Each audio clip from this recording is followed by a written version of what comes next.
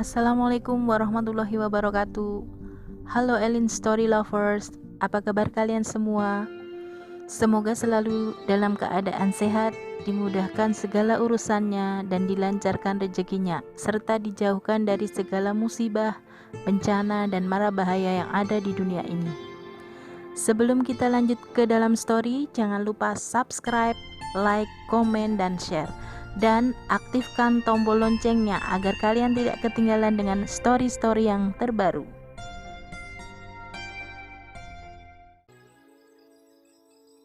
Akhirnya aku bertanya pada salah satu tamu yang lewat gang tersebut.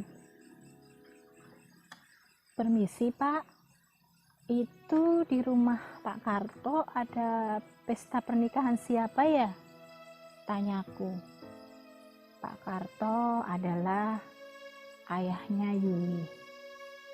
Oh, itu pernikahannya Mbak Yuni sama Mas Denny, anaknya Pak Lurah desa ini, jawab orang tersebut. Diary bagai disambar petir di siang bolong. Tak percaya, tapi ini terjadi. Yuni bersanding duduk di pelaminan bersama pria lain. Open Diary.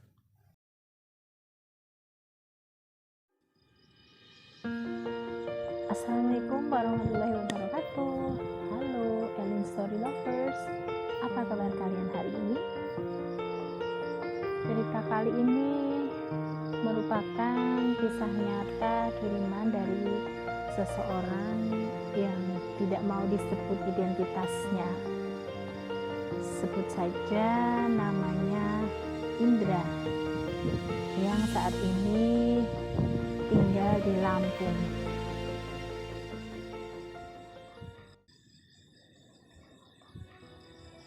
Perkenalkan, namaku Indra. Melalui channel ini, izinkan aku berbagi cerita perjalanan hidupku untuk sekedar mengurangi beban pikiranku jika teringat dia yang kadang lewat dalam ingatanku.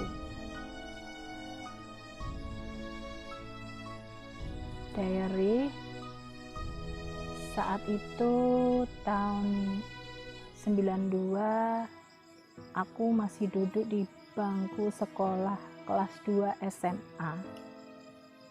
Menurut orang-orang, anak cowok usia sekolah SMA adalah usia mencari jati diri. Dan mungkin masa puber pertama kali. Rasa ketertarikan pada lawan jenis sudah mulai tumbuh dan menggelora di dada. Itulah yang aku alami saat itu. Aku jatuh hati pada seorang gadis cantik yang usianya hanya terpaut sekitar 1 tahun di bawahku. Adalah Yuni, seorang gadis desa berparas cantik yang berhasil mencuri perhatianku saat itu. Yuni tinggal di desa yang bersebelahan dengan desaku di daerah Purwokerto, Jawa Tengah. Saat itu, Yuni masih kelas 1 di sebuah SMA di Purwokerto, yang berbeda dengan SMA-ku. Namun, arah perjalanan dari rumah kami masing-masing menuju ke sekolah kami masing-masing kebetulan satu arah. Alat transportasi waktu itu masih jarang, tidak seperti sekarang. Saat itu untuk pulang pergi sekolah, aku naik sepeda ontel. Demikian juga dengan Yuni. Awalnya secara nggak sengaja kami sering bersepeda beriringan saat akan berangkat sekolah. Entah mengapa Hatiku selalu berbunga-bunga tatkala melihat Yuni di perjalanan saat kami menuju sekolahan. Di suatu hari, aku sudah tidak dapat menahan perasaanku untuk berkenalan dengan Yuni. Aku pun nekat bersepeda di samping Yuni. Saat posisiku bersepeda sudah berada di samping Yuni yang sedang bersepeda, aku pun melempar senyum terbaikku ke arah Yuni. Dan yang membuatku semakin terpesona, Yuni pun membalas dengan senyumannya yang menurutku sangat manis saat itu. Dari situlah awal aku berkenalan dengan Yuni. Kami mengobrol banyak hal sepanjang perjalanan menuju ke sekolah. Hingga tanpa sadar, aku sudah harus belok kiri menuju halaman SMA aku. Karena SMA Yuni masih lurus sekitar 400 meter lagi.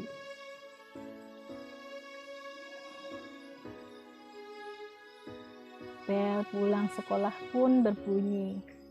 Aku segera menuju parkiran sepedaku dan bergegas menyeberang jalan. Namun tidak segera pulang. Aku menunggu Yuni agar bisa pulang bareng seperti saat berangkat tadi pagi. Sekitar 20 menit aku menunggu. Yuni pun datang dan menghentikan sepedanya di depanku yang sudah menunggunya sejak tadi. Dan kami pun pulang bareng. Entah mengapa waktu perjalanan pulang terasa begitu cepat.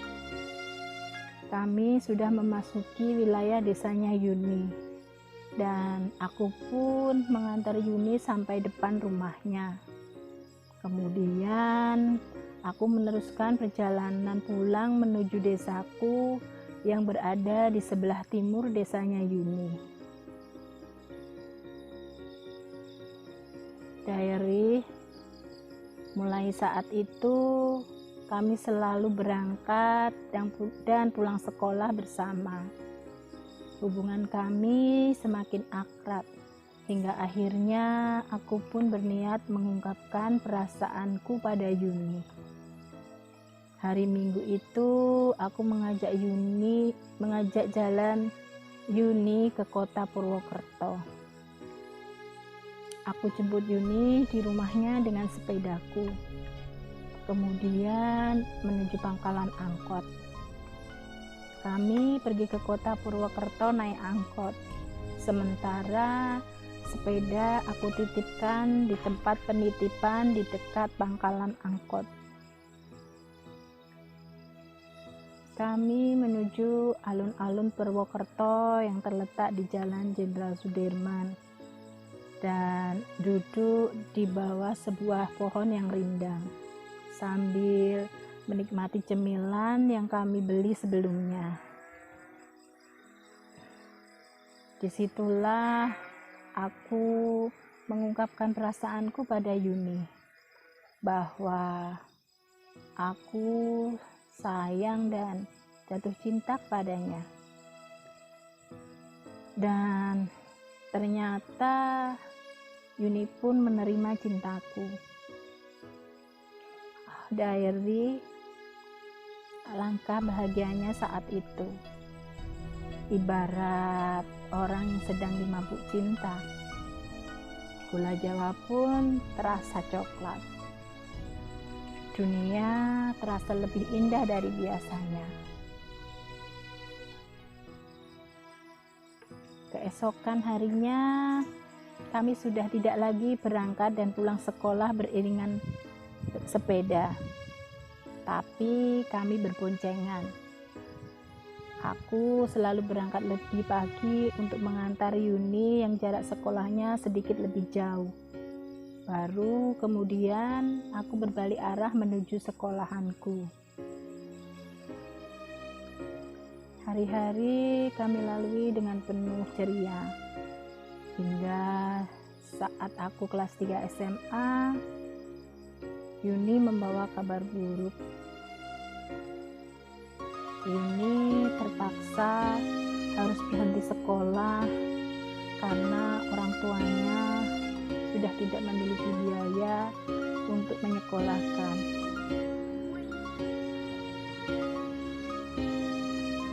Hari-hari kami lalui dengan penuh ceria, hingga saat aku kelas 3 SMA, Yuni membawa kabar kurang baik. Yuni terpaksa berhenti sekolah karena orang tuanya sudah tidak memiliki biaya untuk menyekolahkan Yuni dan kedua adik-adiknya. Sebagai anak pertama, orang tua Yuni meminta Yuni untuk bekerja membantu orang tuanya untuk membiayai sekolah kedua adik laki-lakinya. Alasan orang tua Yuni adalah karena setinggi-tingginya Yuni sekolah, akhirnya akan ikut suaminya dan mengurus rumah tangga. Akhirnya Yuni merantau di Bandung dan bekerja di sebuah perusahaan di sana. Sementara aku di kampung menyelesaikan sekolahku. Setelah lulus, aku memutuskan untuk bekerja. Dan kebetulan ada saudara yang menawari aku bekerja di daerah Banten. Diary, hubunganku dengan Yuni masih berjalan baik, meski kami terpisah jarak dan waktu. Kami menjalani hubungan jarak jauh atau LDR-an dan berkomitmen akan saling setia. Kami hanya bertemu setahun sekali saat mudik lebaran. Semua berjalan seperti biasanya. Aku bekerja di Banten, sedangkan Yuni bekerja di Bandung. Hingga setengah tahun berikutnya, Yuni meminta aku untuk menghalalkan hubungan kami.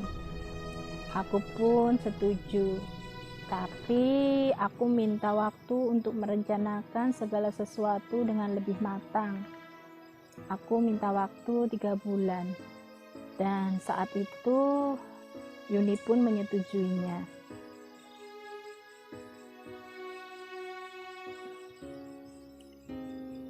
Diary, di akhir bulan ketiga dari waktu yang aku minta, aku pun merasa sudah siap dan memutuskan pulang ke kampung halamanku untuk membicarakan rencana pernikahanku dengan Yuni pada orang tuaku.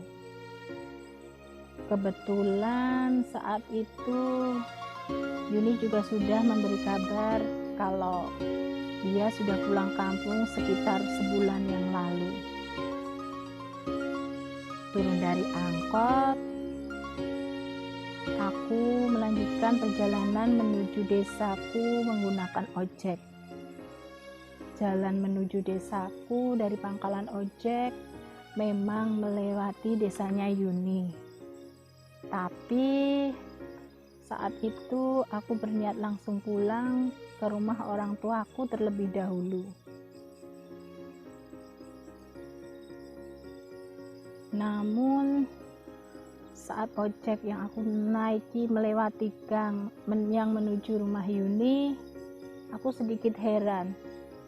Kenapa di gang itu ada janur kuning?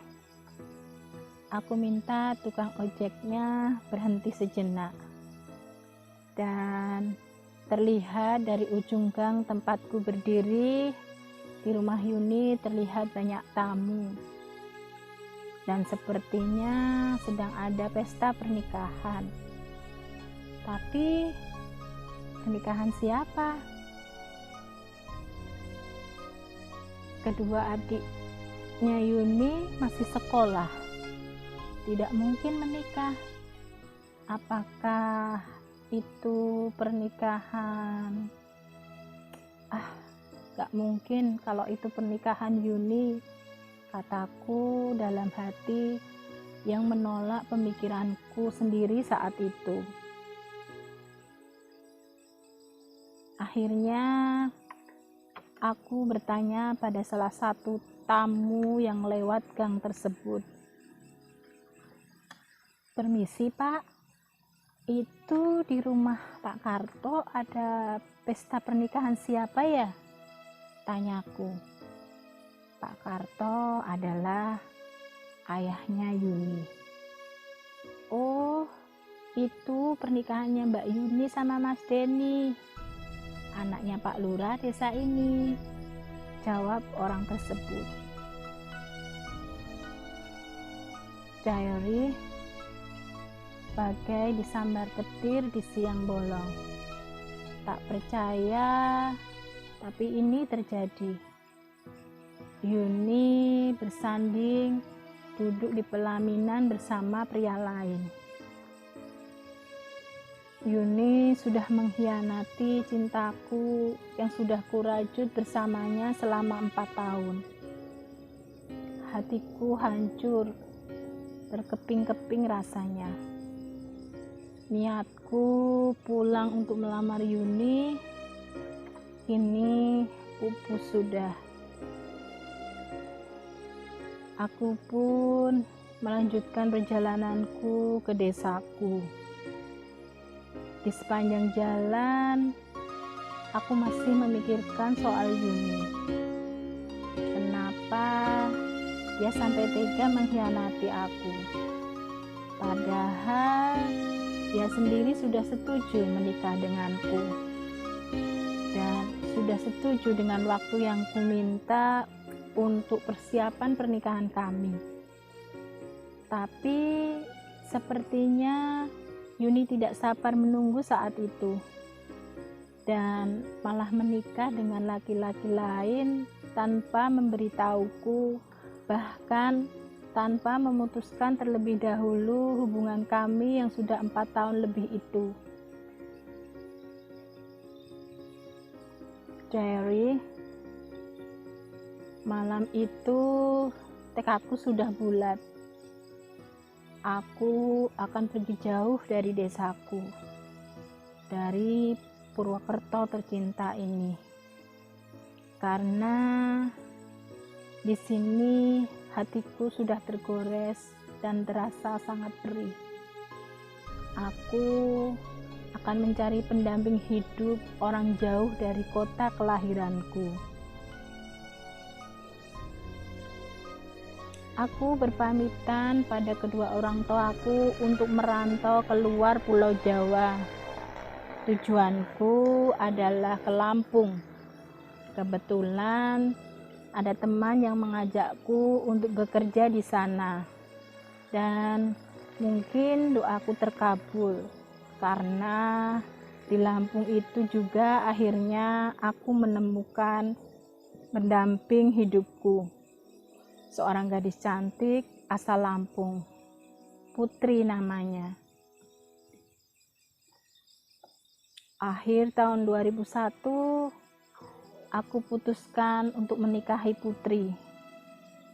Setelah menikah, aku baru tahu kalau mertuaku ternyata berasal dari daerah Sleman, Yogyakarta.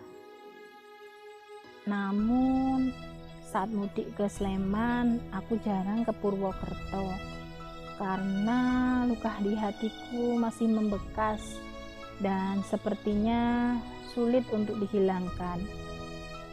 Namun kisah cintaku dengan Yuni tidak akan aku ceritakan ke istriku. Aku takut terjadi salah paham. Kadang sesekali aku mudik ke Purwokerto untuk menengok orang tuaku. Itu pun tidak lama. Aku khawatir ketemu Yuni yang sudah menggoreskan luka di hatiku ini.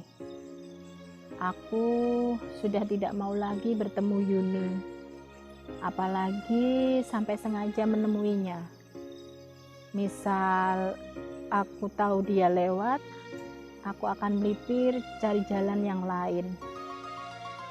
Berita yang aku dengar, ini Yuni tinggal di Cilacap ikut suaminya. Biarlah dia bahagia bersama laki-laki pilihannya. Dan aku juga bahagia dengan wanita pilihanku. Mungkin sebagai laki-laki aku terlalu baper, tapi apa yang sudah dilakukan Yuni padaku sungguh tak bisa aku lupakan seumur hidupku. Demikian Elin Story Lovers, sepenggal kisah cintaku yang sampai saat ini masih menyisakan goresan luka di hatiku. Semoga ada hikmah yang bisa diambil dari kisahku ini.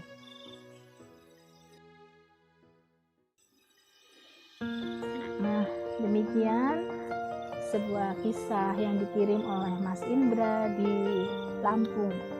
Terima kasih Mas Indra yang sudah mau berbagi kisahnya di Elin Story. Nah, buat kalian yang mempunyai kisah yang serupa dengan Mas Indra atau mempunyai pengalaman hidup yang tidak dapat kalian lupakan sepanjang hidup kalian, silahkan kalian kirim lewat email di elinstory@gmail.com. Terima kasih. Assalamualaikum warahmatullahi wabarakatuh.